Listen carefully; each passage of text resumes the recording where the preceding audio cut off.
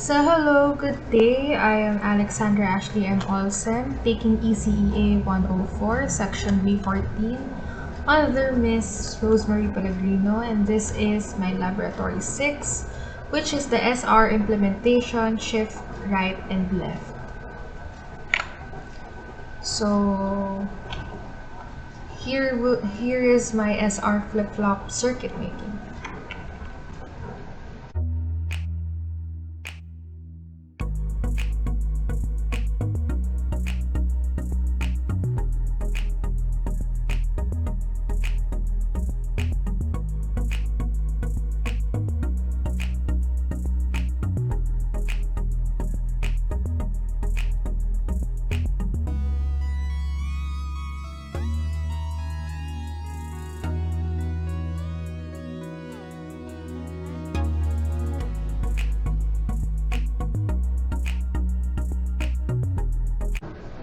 So for SR flip-flops, which we had seen in the video earlier, this circuit was created.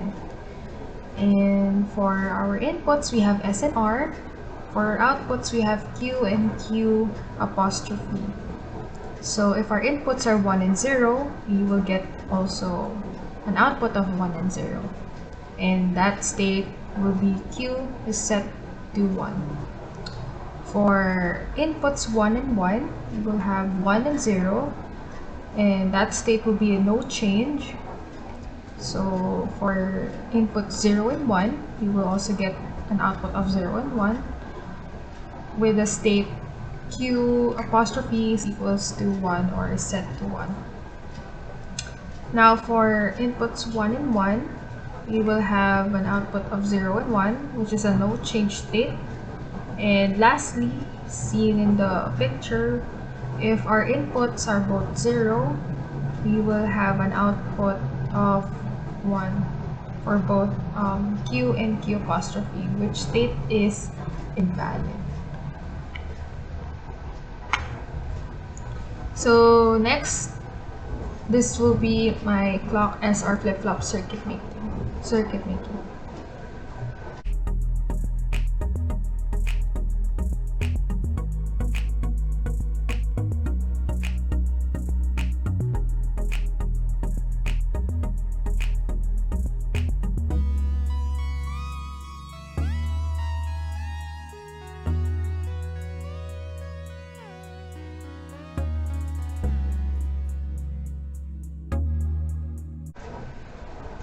So as seen in the video, we had created the clock SR flip-flops.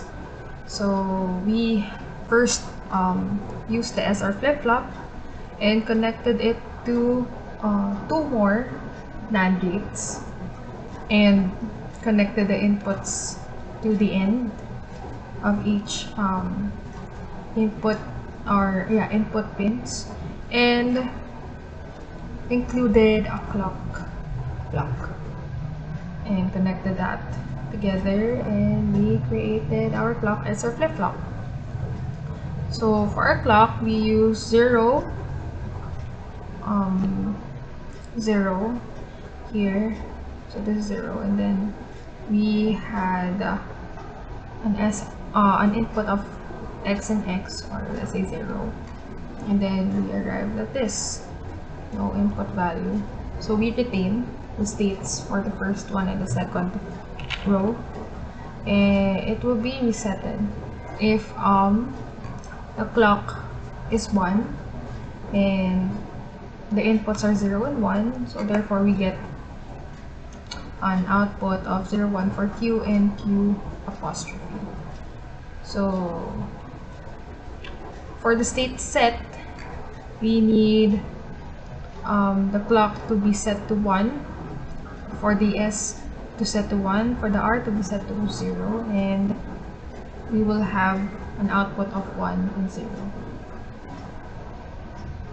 So for the last row, it is invalid because all of the clock, all of the inputs, as well as the clock, are set to 1, so we don't get any values for the output, so that would be invalid.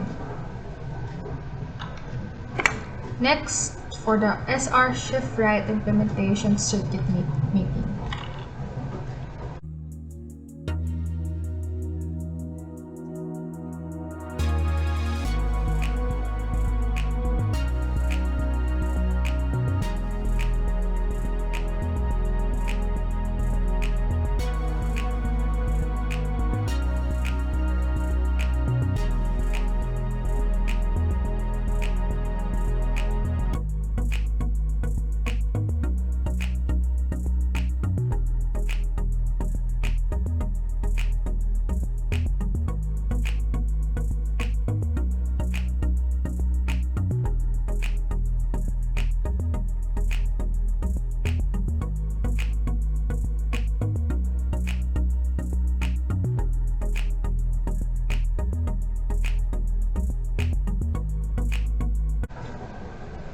So this is the circuit of my SR shift right implementation.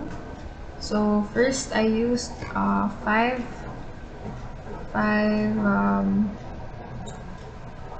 shift right blocks found in the memory folder and connected all that to the clock.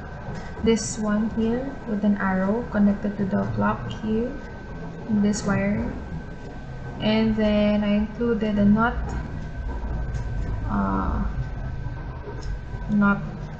component, then connected all of it here in this R pin of the blocks or of the shift right blocks, and then included an output pin with five data bits, and also splitter to have it all connected to this output, and also included an input here, and yes, I connected all of it to the S and Q, S and Q, S and Q.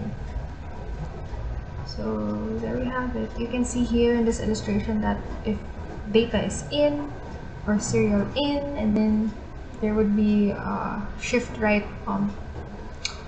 process of transmitting the data, and then data is out.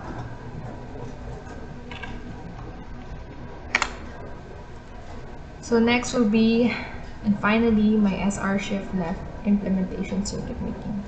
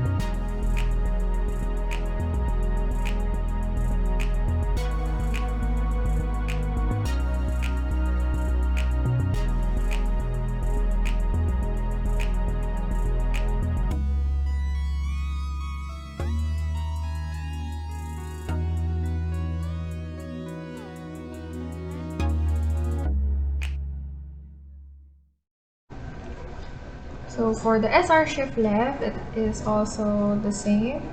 However, we are to put the NOT component here, the input and the clock here, and then data must come from the right side to the left side. So same components were used, like the SR blocks, as well as the output data bit 5 splitter, and the only difference that was made in this implementation or shift left implementation was the connection of the inputs here to the outputs, as well as the R there. It was connected block by block, And once it was all connected, it was all then connected to the splitter right here, as well as the clock.